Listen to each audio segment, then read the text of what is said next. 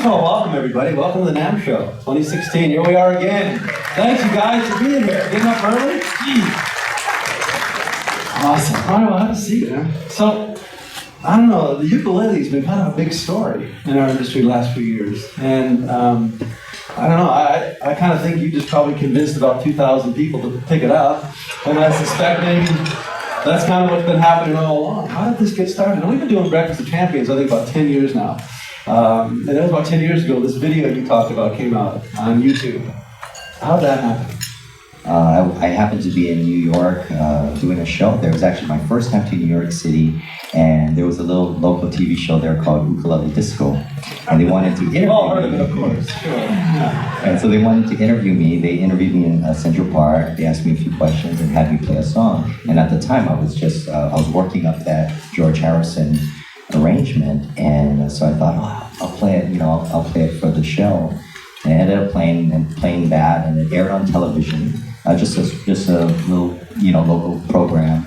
And then that was around the time when YouTube just started out. So someone took the clip off of that TV show and put it on YouTube, and that's how it all started. Millions. So someone started calling and said, "Hey, dude, I saw you on the internet." Well, so let's go back even further. How did you start playing ukulele? Is this something you picked up by yourself or at home? Or? Well, I was born and raised in Hawaii, and my mom, she played, and she just knew like 4 or 5 chords. But growing up in Hawaii, the ukulele is it's a big part of the culture, so it's a very serious instrument, and we even learn it in 4th and 5th grade. We learn how to play the ukulele along with the recorder.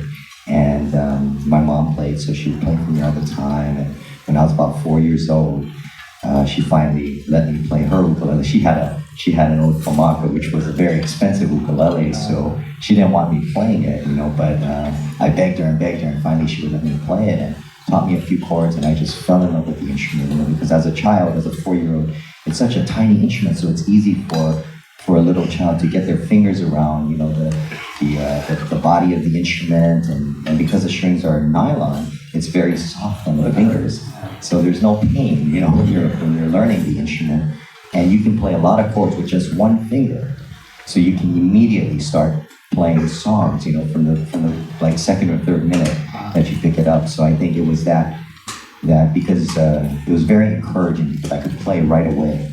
And that's what kind of kept me going. So did you know you wanted to be a musician, or what would the traditional route of a musician is to, I guess, go work in a music store?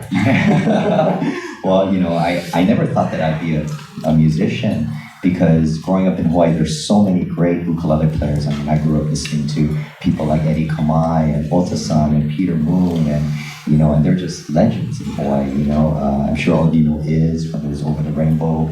I grew up listening to their music, and I just never, I'm a horrible singer, so I just thought, man, I'm never going to make it as a musician. So I remember right after high school, well, actually it was my senior year in high school, my uncle got me a job at the Ala Moana Shopping Center, and there was a little store there called the House of Music, and I used to sell a lot of your products there. But that's where I worked there for 5 years, selling ukuleles, selling guitars, selling strings, effect pedals, amplifiers, and in fact, you're one of us. Yeah, exactly. Membership, sign up. Yeah, so that's when I discovered, that's where I spent a lot of my time, just practicing, interacting with other people, and just, discovering that there's such a joy in music. When people come into the instrument store and they're like, I never played an instrument before, but I want to, I think I want to get into it, but I'm not sure. When I hand them an ukulele, I play, I show them a couple chords, and they're like, oh, this is awesome. Immediate sale, So, yeah, it was awesome. Well, now you're touring as a musician, with a tour bus and everything, but when you go into a town, what is it about the ukulele do you think that brings the crowds to your shows, inspires this connectivity? We're wondering what it is about the ukulele that seems singularly magical. What's your view after having seen so many people and playing for them? What is it about this instrument?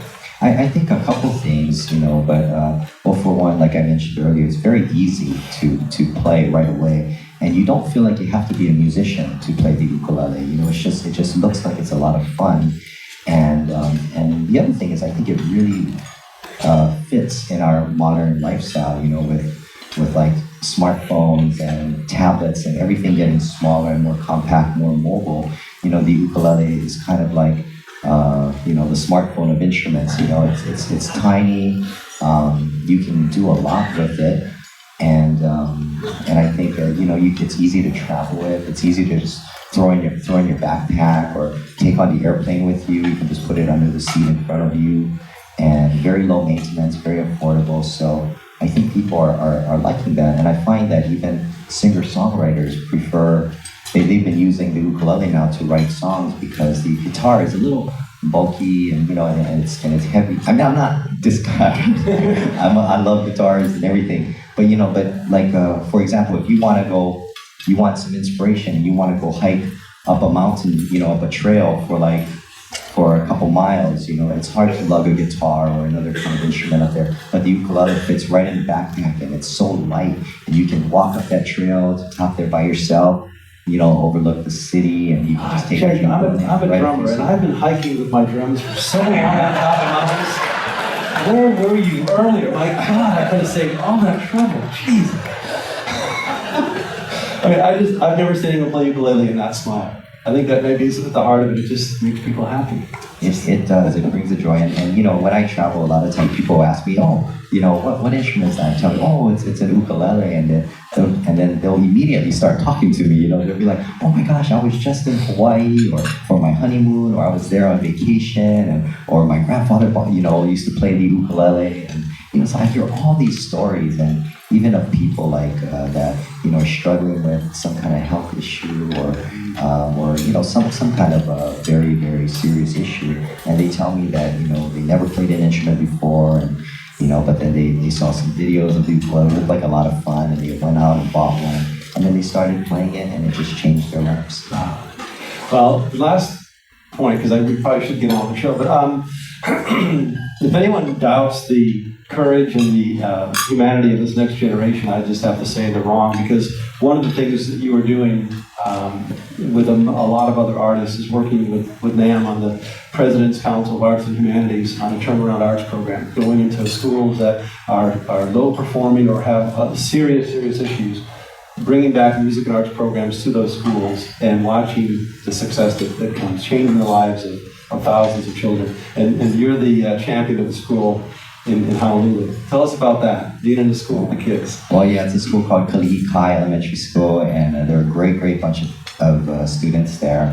But that's where my heart is totally in music education. I used to have a nonprofit, and then I found out that having a 501c3, you spend so much time taking care of all the paperwork and all the legal stuff that you don't have any time to do what you're follow through with your mission, And so what I started doing was working with other nonprofits that kind of share the same vision. And for me, music and education is so important, because when I was growing up, when I was in school, I was terrible at sports,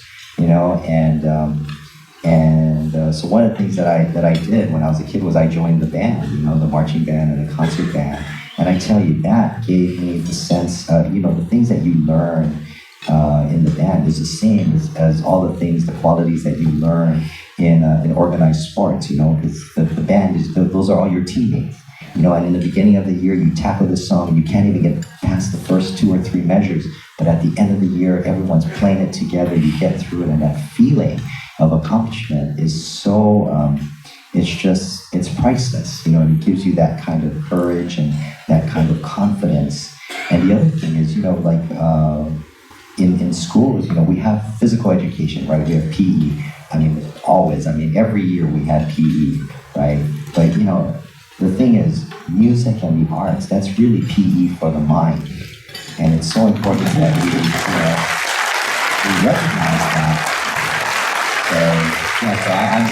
So I'm thrilled to be working with Turnaround Arts, and another big part of my mission, for the kids and all that, is I just want to encourage them, to be drug free, because we have a big drug problem. Even in Hawaii's paradise and all that. But it's important that we have people that are passionate about what they do, and they really.